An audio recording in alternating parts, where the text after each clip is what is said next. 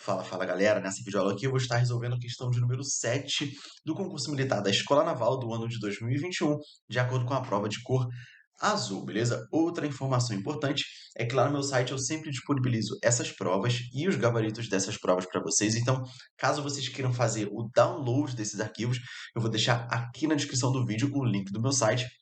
Vocês entrando lá, vocês conseguem encontrar facilmente esses arquivos para baixar, beleza? Agora, vamos dar uma olhada aqui na resolução desse problema, que vai buscar de você, candidato, né, os seus conhecimentos sobre termodinâmica. Então, olha só, em relação à termodinâmica, assinale a opção incorreta. Já é uma coisa aqui para a gente chamar a atenção, ele quer que a gente marque a incorreta, beleza?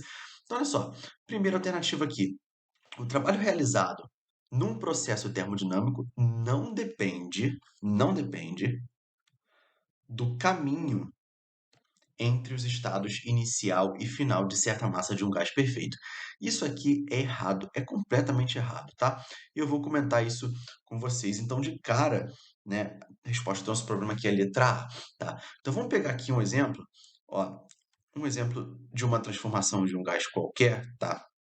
Um processo termodinâmico qualquer, que a gente consiga analisar ali pelo diagrama PV, né? Ou seja, como que a pressão desse gás se comporta de acordo com o volume que ele ocupa, tá? Então vamos supor só a fim de exemplificação simples, tá?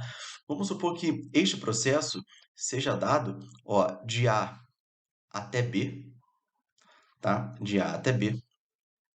Ou seja, para eu indicar, deixar claro que esse processo termodinâmico está indo de A para B, eu coloco uma setinha no sentido de A até B, tá? Então, esse processo, a gente vê aqui nesse meu exemplo, que a pressão é uma pressão constante, tá? E além disso, a gente vê um aumento de volume, tá? Ou seja, o volume inicial, ó, o volume inicial que está aqui e o volume final que está aqui, e o volume final é maior do que o volume inicial.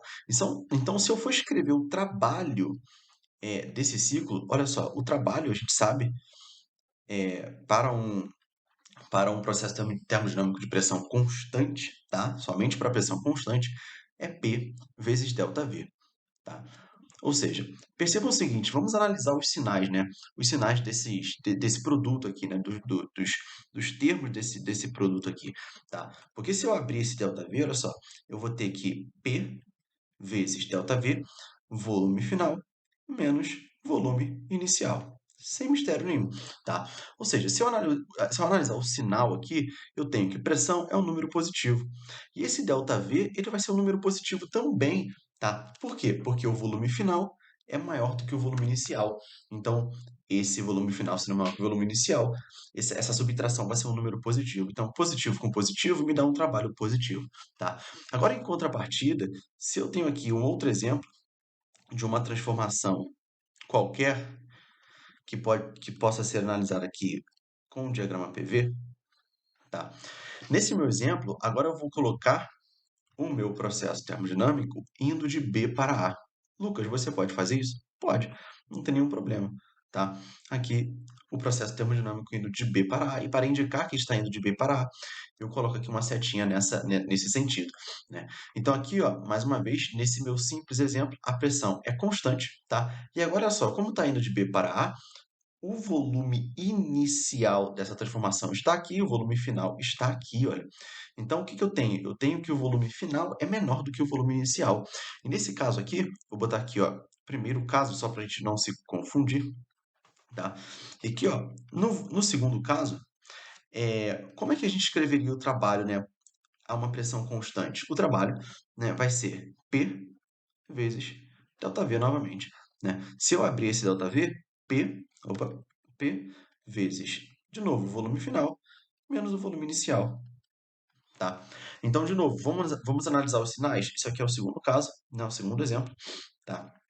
Vamos analisar os sinais? Então, tenho aqui P, pressão é um número positivo, e essa subtração, volume final menos volume inicial, vai ser um número negativo. Por quê? Porque agora o volume final ele é menor do que o volume inicial, tá? Então, isso aqui vai ser um número negativo, um número positivo multiplicado por um número negativo, eu vou ter que o trabalho é negativo. Então, olha só, o trabalho realizado em um processo termodinâmico Depende sim do caminho entre os estados inicial e final de certa massa de um gás. Perfeito, tá?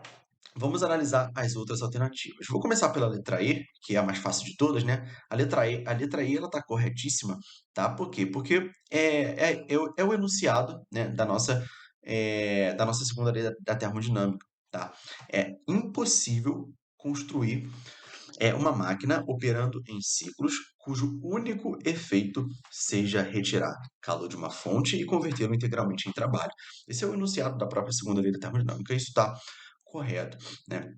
Vamos lá para a letra B de Brasil. Olha só, a energia interna de uma dada quantidade de um gás perfeito é função exclusiva de sua temperatura. Tá? Isso também está correto, né? A gente sabe que a variação da energia interna de um gás perfeito, né? A gente pode, por exemplo, escrever ela em função de uma constante que é 3 meios vezes N, onde N é a quantidade de gás, tá? N pode ou não ser constante, beleza? Então, 3 meios de N, R, delta T, tá? Ou seja, o que que o problema está falando? Vou até apagar aqui, ó, e vou escrever, ó, exatamente o que o problema está falando.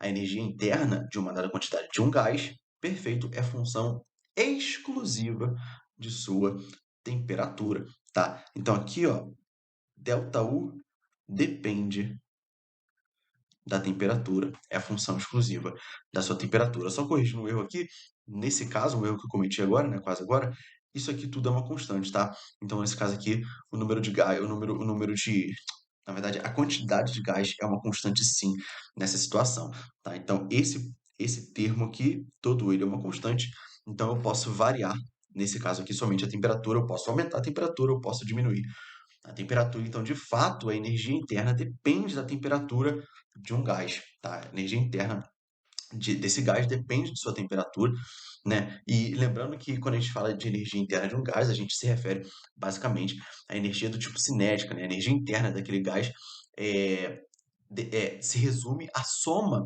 das energias cinéticas de cada partícula daquele gás, tá? Então, essa energia cinética, e lembrando também, por definição, o conceito de temperatura, né, que está diretamente relacionado ao grau de agitação das moléculas. Então, se o grau de agitação das moléculas aumenta, ou seja, se a temperatura de um gás aumenta, essas moléculas vão se mover com maior rapidez e a sua energia interna aumenta, né? E se o grau de agitação das moléculas diminui, né, ou seja, a temperatura desse gás diminui, consequentemente, a sua energia interna também vai diminuir, tá? Então, um depende do outro, tá? Bom, numa expansão isobárica, ou seja, uma expansão isobárica é uma expansão onde a pressão é constante, eu não vario a pressão de um gás, né? Ou seja, vale aquela nossa expressão, né? A pressão inicial, né? Dividida, na verdade, pressão inicial vezes o volume inicial dividido pela temperatura inicial vai ser a pressão final vezes o volume final desse gás nessa transformação dividido pela temperatura final. Se a pressão é constante, eu simplifico a pressão inicial com a pressão final, tá? E olha o que que eu chego de conclusão. Eu chego que o volume final vezes a temperatura inicial é igual ao volume inicial vezes a temperatura final, tá? Então, olha só, numa expansão isobárica de uma certa massa de gás perfeito, a quantidade de calor recebida é maior que o trabalho realizado. Então, deixa eu botar aqui para baixo, ó, pela segunda lei, pela primeira lei da termodinâmica, olha só, a variação da energia interna de um gás vai ser o calor menos o trabalho. Tá?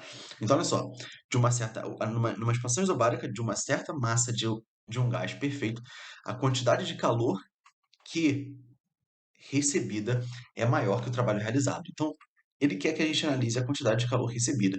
Essa quantidade de calor recebida, nesse caso aqui, vai ser a variação da energia interna mais o trabalho realizado pelo gás, né? Ou sofrido pelo gás, tá? Então, olha aqui, ó.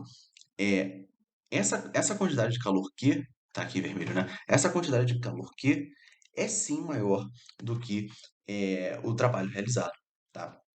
Então aqui não só é maior, como também tem um acréscimo aqui, né? Na verdade, é justamente esse acréscimo de energia interna que faz com que o calor recebido seja maior do que o trabalho, tá? Porque se essa variação da energia interna é zero, o calor vai ser igual ao trabalho, tá? E perceba também que se a temperatura, né, final desse gás aumenta, né, em relação à temperatura inicial, eu tenho também a variação da energia interna dele, beleza? E da mesma forma, se o volume final aumenta, né? Se o volume final aumenta, a sua temperatura final também aumenta, tá? Então isso aqui, no caso a letra C, está correta também, tá? E na letra D, em uma transformação cíclica de uma dada massa de um gás perfeito, o calor total trocado é igual ao trabalho realizado, tá? Bom, isso aqui, olha só, também a gente consegue analisar pela primeira lei da termodinâmica, ou seja, a variação da energia interna de um gás vai ser o calor, tá? Recebido menos trabalho realizado. Então, o que a gente tem que saber aqui? Que em uma transformação cíclica, a variação da energia interna do gás ela é nula. Eu não tenho variação da energia interna. A energia interna final do gás é igual à energia interna inicial. Isso implica que a quantidade de calor recebida por esse gás é igual ao trabalho realizado por ele. Então, também a letra D de dado está correta, beleza? Então, por isso, a alternativa correta aqui do nosso problema, que na verdade é a alternativa incorreta, é a letra A, beleza, pessoal? Então, fica aí a resolução desse problema para vocês. Espero que vocês tenham gostado, espero que vocês tenham compreendido. A gente se vê na próxima, certamente. Valeu!